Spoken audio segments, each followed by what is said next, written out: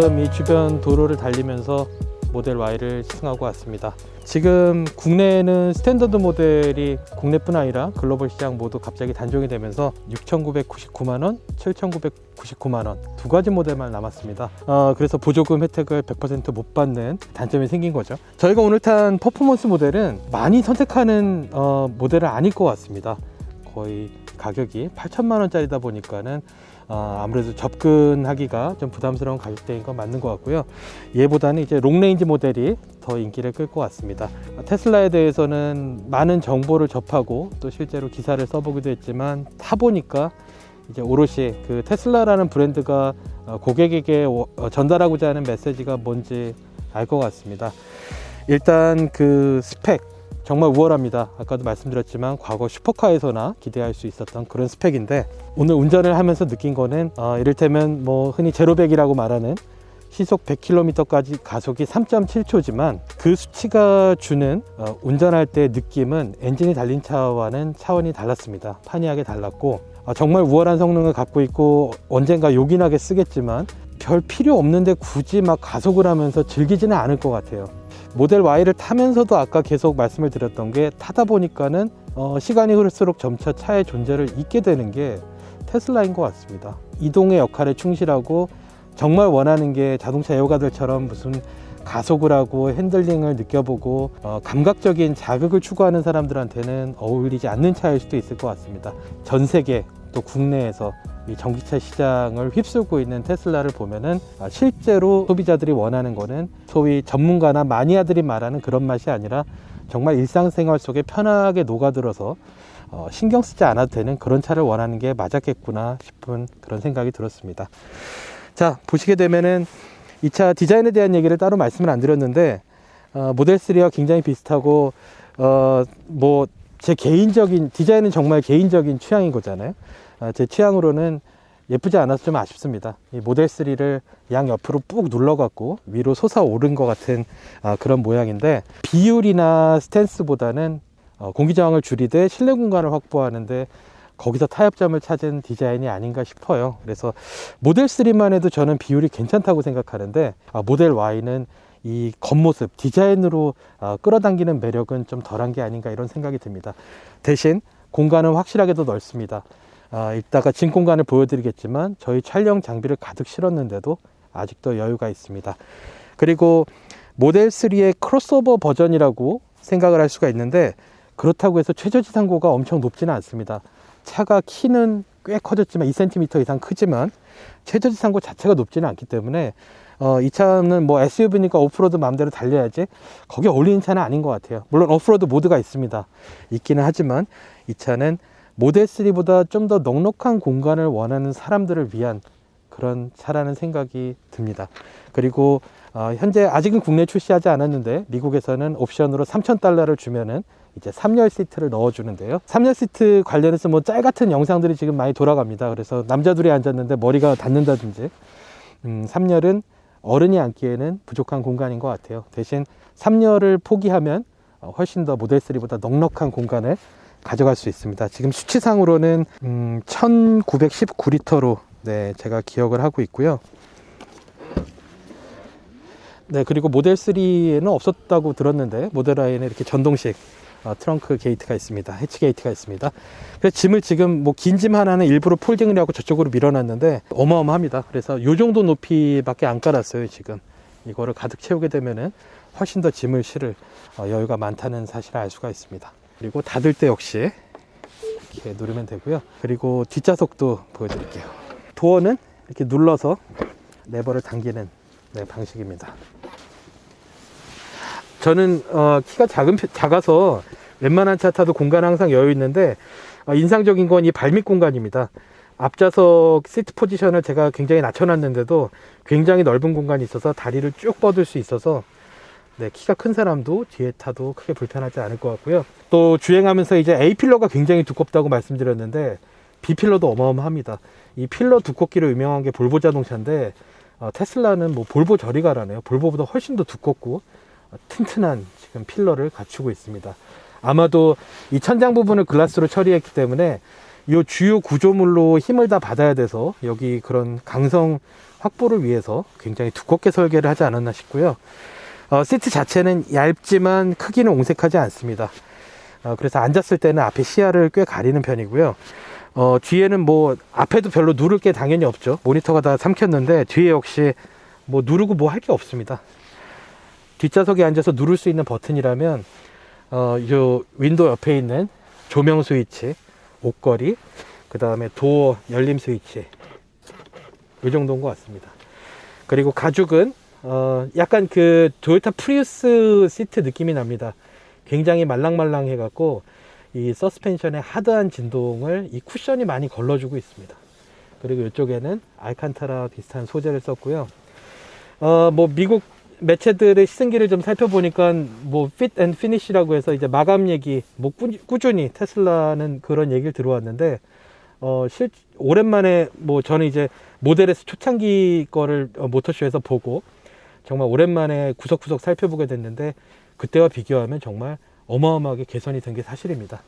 물론 그럼에도 불구하고 흠을 잡자면 있죠. 찾자면은 이런 데 단차도 지금 여기도 미세한데 요거 갖고 흠을 잡냐 이럴 수 있는데 이쪽과 또 저 반대쪽을 보면은 좀 단차가 다른 걸 알 수 있고요. 여기도 보게 되면은 이 패널 사이 단차가 굉장히 넓고 이것도 워낙 넓다 보니까 지금 어긋나는 게 덜해 보이지만 더 붙여놓으면은 어긋나는 걸 알 수가 있는데 테슬라가 이야기하는 거는 나 일관됩니다. 이게 뭐가 중요한데 이 단차를 1~2mm 더 줄이기 위해서 원가를 높이고 엔지니어들을 닥달을 시켜봤자 그게 과연 소비자에게 실질적인 혜택으로 돌아가느냐 이런 얘기를 할 것 같은 생각이 드는 거죠. 그리고 카메라는 B필러에도 있고 이 앞에 팬더에 보면은 여기도 있습니다. 그래서 테슬라는 블랙박스를 따로 달 필요가 없죠. 이 카메라들이 다 녹화를 하고 있기 때문에 영상 저장도 할 수 있고 이따 디스플레이 기능으로 다시 한번 설명을 드릴게요. 그리고 타이어는 피렐리 피제로입니다. 퍼포먼스 모델인 만큼 고성능 타이어를 끼워놨고 기본적으로 무게중심이 낮고 차가 무거운 데다가 타이어까지 넓적하다 보니까는 거의 뭐 일반적인 주행을 할 때는 정말 땅바닥에 딱 붙어서 가는 그런 느낌을 줍니다. 일단 간단하게 비교를 해보자면은 크기가 아이오닉보다는 모델 Y가 좀 더 깁니다. 아이오닉이 4635mm고 모델 Y는 4715mm. 그리고 당연히 너비도 모델 Y가 더 넓고 키도 더 큽니다. 아이오닉 5가 모델 3보다는 키가 더 큰 게 눈에 띄네요. 아이오닉 5도 납작해 보이지만 키가 160cm를 넘습니다. 그리고 앞뒤 바퀴 사이 거리, 이 이제 자동차의 실내 거주 공간을 결정하는 스펙인데요.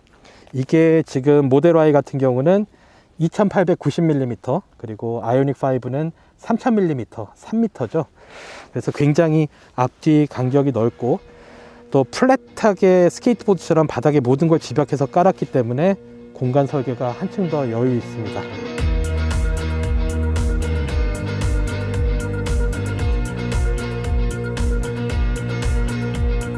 제가 이제 시간이 좀 남아서 해보니까는 뭐 그렇게 어렵지 않더라고요. 메뉴가 되게 많아 보이지만 의외로 직관적으로 알 수가 있습니다.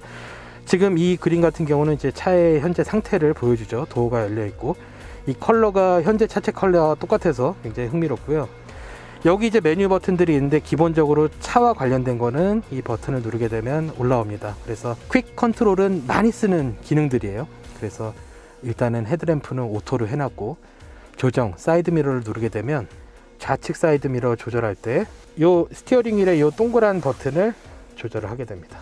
그리고 우측으로 바꾼다든지 이런 기능이 있고 스티어링 휠 같은 스위치를 기능을 다른 걸 선택하면은 또 다른 기능을 하기 위한 스위치로 쓰는 거죠.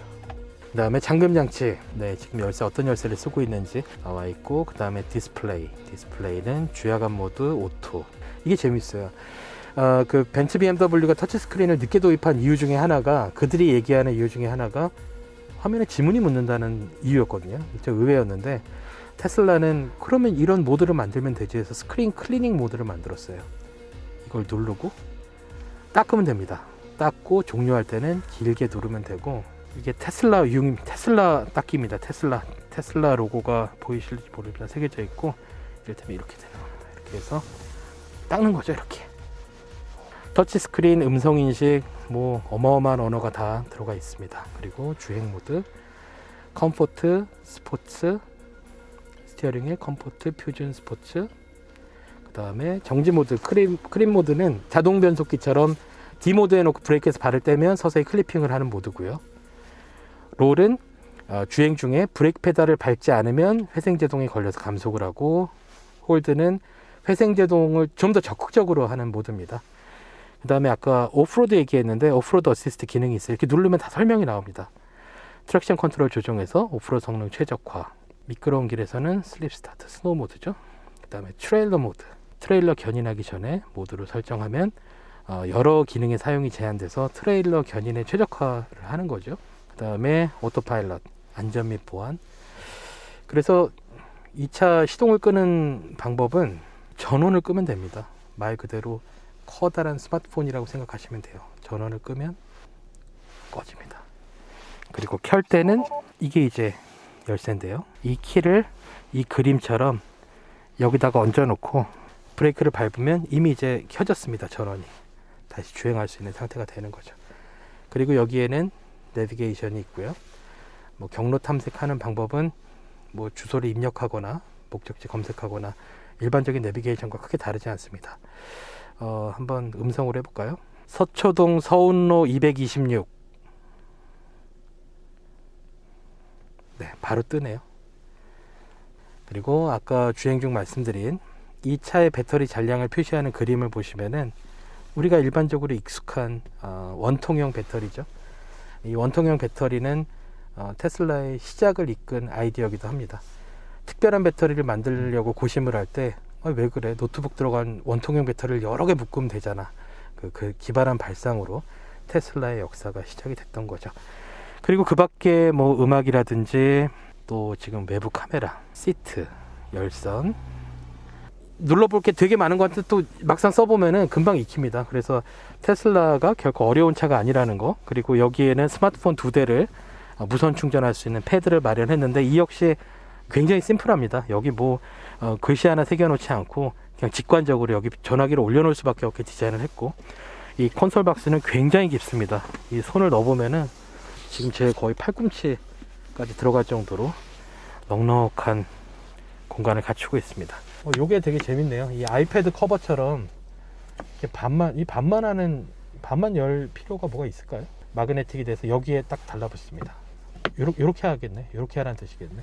근데 이 정도면 뭐 다른 게 없습니다. 그냥 변속기는 요 레버로 밑으로 내리게 되면 D고 N 후진됐고, 옆을 누르면 P가 되고, 그 다음에 여기는 방향 지시등, 그리고 와이퍼가 있고, 이 버튼은 여기서 선택하는 기능에 따라서 다양한 역할로 쓸 수가 있고요.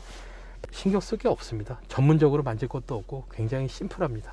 이게 이 차가 가진 매력이라는 생각이 듭니다. 자, 일단 뭐 소개해드릴 것도 이 정도입니다. 이 이상 뭐 별다른 게 없고요. 뭐 보통 차 사면은 이것도 꾸미고 튜닝하고 뭐 이런 되게 하고 싶잖아요. 근데 테슬라는 할 게 별로 없네요. 여기서 뭘 할 수 있을까요? 오디오 정도 바꿀 수 있을까요? 굉장히 심플해서 이동에 최적화된 새로운 모빌리티의 모습을 보여주고 있습니다. 그리고 많은 제조사가 처음엔 비웃었지만 따라가고 있고 굉장히 인상 깊었습니다.